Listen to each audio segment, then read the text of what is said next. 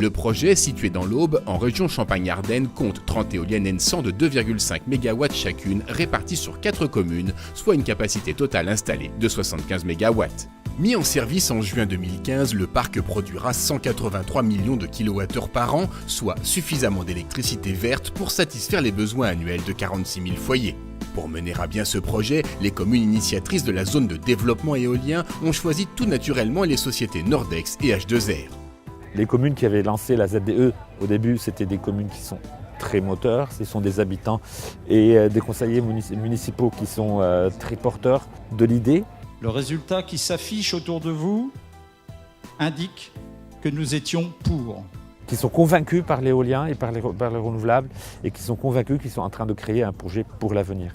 Donc c'est un projet bien abouti qui a fait l'objet de concertations tant avec l'État qu'avec les particuliers, les propriétaires. Il n'y a eu aucun moment où nous avons été laissés tout seuls, même dans les phases finales. Il est important pour nous, H2R, de rester l'interlocuteur comme on l'a promis dès le premier jour. Pour mener à bien ce projet hors norme, les sociétés Nordex et H2R ont ainsi dû associer leur expertise et savoir-faire dès les premières phases de conception. En 2011, le permis de construire est accordé, les travaux peuvent commencer, marquant la fin de longues étapes de développement.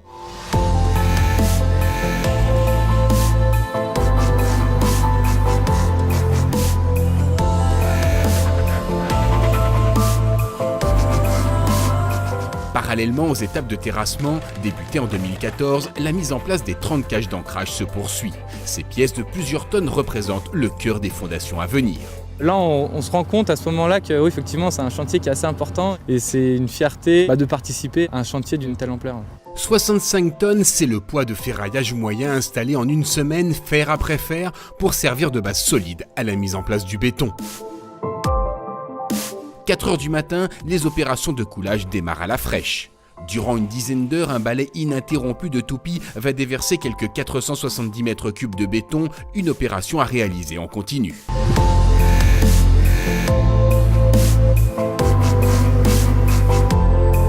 SRN est un projet unique en France, non seulement par sa taille, mais aussi par sa solution innovante de raccordement au réseau qui inclut une sous-station de transformation dédiée privée de 90 000 volts, établissant un accès direct au réseau de transmission RTE haute tension.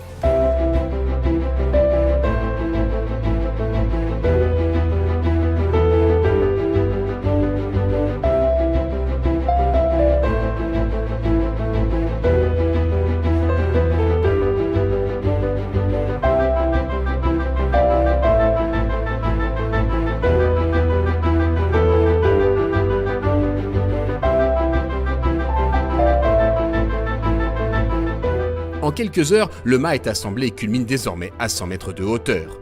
Au-delà de ces défis techniques, l'implication sur le terrain des dirigeants à chaque étape de la construction constitue une preuve solide de l'engagement de ces sociétés sur le territoire.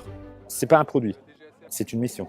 Et du coup, je suis toujours sur le terrain parce que je veux voir ce qui se passe, je veux parler aux gens qui construisent, je veux parler aux gens qui habitent à côté, je veux comprendre quelle est leur vision des choses et puis je veux toujours comprendre aussi comment sentent les gens qui travaillent sur ces projets. On est sur un projet qui est exceptionnel par sa taille, par les enjeux techniques. Le symbole de voir la nacelle en train d'être montée, c'est quand même un moment très fort.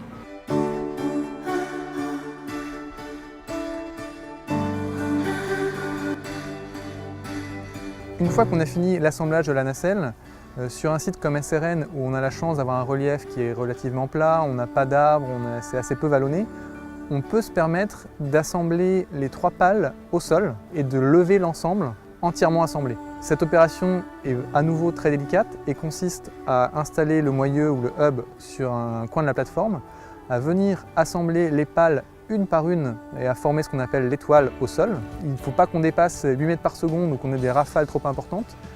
On a nos 2 grues qui vont venir faire le levage du rotor et petit à petit le lever à l'horizontale à l'aide de la grue auxiliaire avant progressivement de le basculer à la verticale.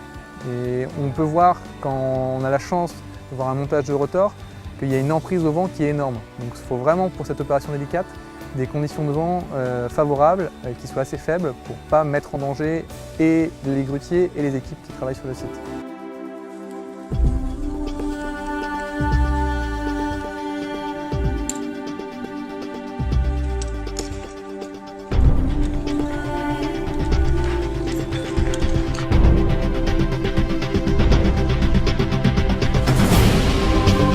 2015, la mise en service industrielle est lancée. Les équipes Nordex et H2R effectuent une batterie de tests pour que, une à une, les 30 éoliennes de 2,5 MW chacune commencent à produire leur premier kilowattheure propre.